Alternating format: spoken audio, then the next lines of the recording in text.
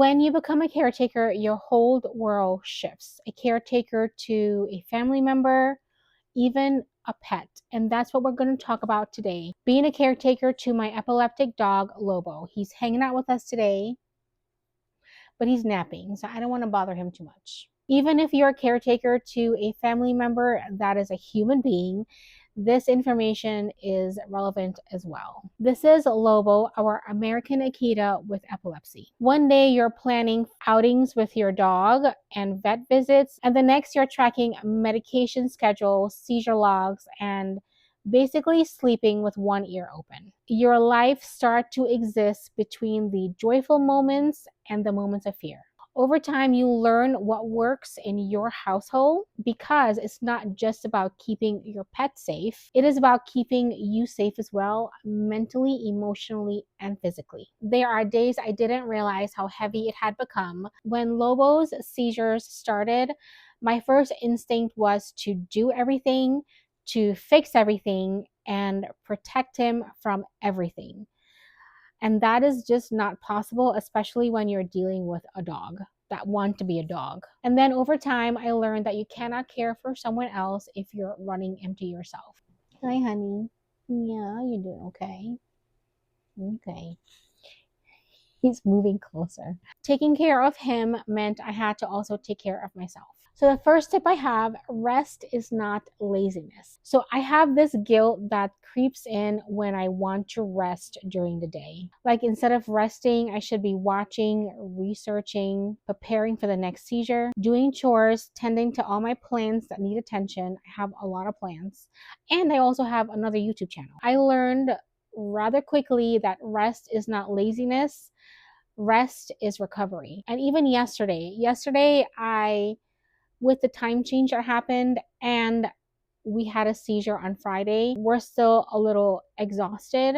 And yesterday during the day, for the first time, I don't even know when was the last time I took a nap during the day when my husband is not home, but I slept on this couch for 2.5 hours. When I woke up from that nap, I did have to tell myself that this was not laziness. I was resting. I needed it. The same way you want your pet to recover or your family member to recover, the same way you need to recover as well. For me, it starts with a nap. Usually this happens on the weekends, not on a weekday, but yesterday was a different story. Sometimes I actually write my to-do list down, and that actually brings me a lot of relaxation, because I take what is swirling in my mind and I put it on paper, and then I forget about it until the next day. If I'm in a constant state of researching topics about seizures, it doesn't really give my brain that rest that I need. So sometimes I actually have to get off the computer. Sometimes I do that by watching a YouTube video. I'm into plants, as you can tell.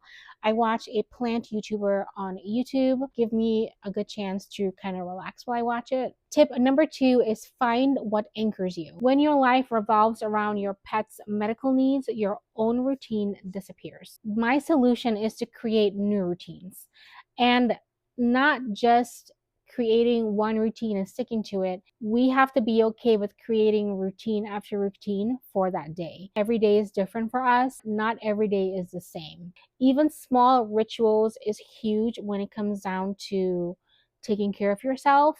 So every morning I have a cup of coffee and I Marco Polo one of my friends, and we talk about our day. And it just brings me a lot of joy to do that. That routine actually have stayed the same for, like, I don't know, I think a year. I've been doing that. Even if we've had a bad day the night before, I still have coffee and message with my friend, and it's been very therapeutic. Sometimes my routines look like I have meal preps in the morning. Right after the dogs have their breakfast, I'll do a big batch meal prep, and that is part of my routine for the day. Sometimes you also have to have something that you're looking forward to, something that's all yours. So I have another YouTube channel about my plants, and that is something that is all mine. I look forward to making videos on that, to doing repots and chatting with everyone. That channel brings me a lot of joy and has been something that helps grounds me. I'm glad I have that. The routines that I have is not very fancy. I mean, coffee and Marco Poloing, but it's something that reminds me I still exist outside of being a caretaker. So the next tip I have is to give yourself permission to feel. There's no manual to this. Some days it really does feel impossible. I used to bottle a lot of things up, the fear, the exhaustion, the sadness. And I can tell when I do that because my husband and I would get into these little arguments over the silliest things. That's when I know I need a break. I let myself cry. I do talk about it with my friends, and I I'm okay with getting emotional with my friends and sharing if there is something that I have that's been bothering me, but I kind of just let myself let the emotions out.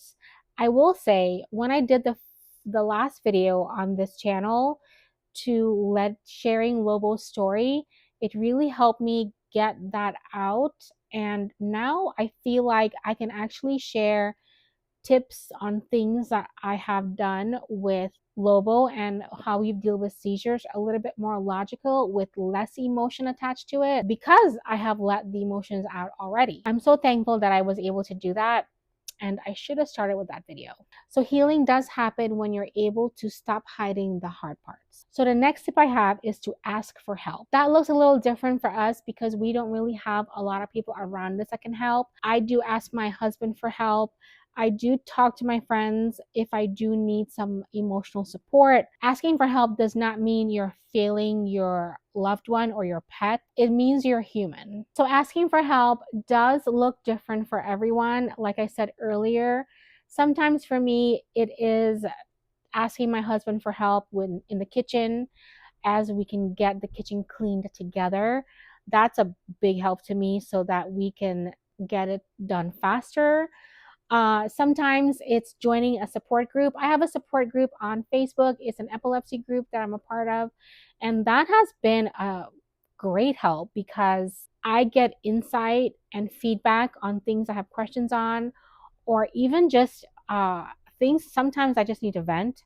And that group helps me a lot. I have gotten counseling over the past few years, off and on, when as needed. So I do have that counseling help as well. And I would also recommend that because there's telehealth.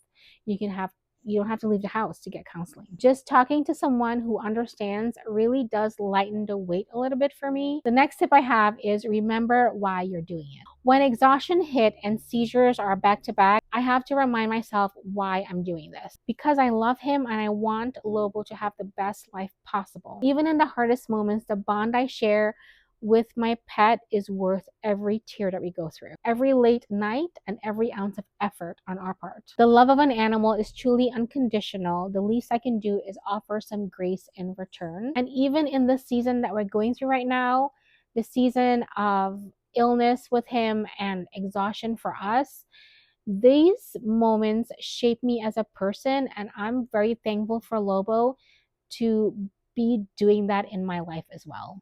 I'm going to read off my laptop to share in some notes that I got from the epilepsy group that I had. They did share some of their thoughts on it. And one person said, adjust routines when needed. Life may not always look the same. It's a powerful lesson many of us have learned is you cannot pour from an empty cup. The one thing that kept coming up over and over again in the group was sleep, how sleep was very important. Caregivers learn quickly, without rest, we break. And if we break, we cannot take care of them. That one resonated with me a lot because yesterday when I was taking a nap on the couch and I woke up, I could have done so many other things, but I feel refreshed today because of it. So rest is very important. One person said some families rotate nights where one person will get a full night's sleep. That doesn't work for us because when Lobo has a seizure, because he's so big, we need two people present. Because we have two dogs, so like Sachi needs to be taken care of too. When Lobo has a seizure, she wants to run away when that happens. So we have to keep an eye on her and take her outside. But Lobo, he's a big dog. He's over 100 pounds. And the recovery period is hours. So we need two people present. I could never have a full night's sleep and be sleeping during a seizure. I have to be up. So that's just not going to happen for us. Some people said they get help from friend, neighbors, and other professionals.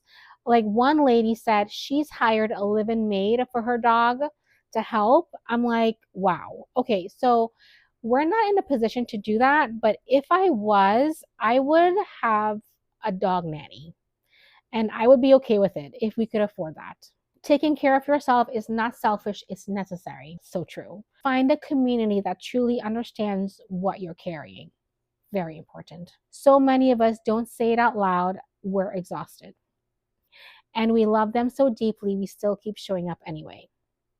Yeah. If you're out there caring for a pet with special needs or caring for someone with special needs, I see you. You're doing something incredibly hard and incredibly loving. Take care of them, yes, but please don't forget to take care of yourself too. You both deserve peace. So if you're caring for an animal with special needs or a person with special needs, I love to hear your tips below. I would love for this channel to be a place we all can encourage each other and inspire one another and help one another.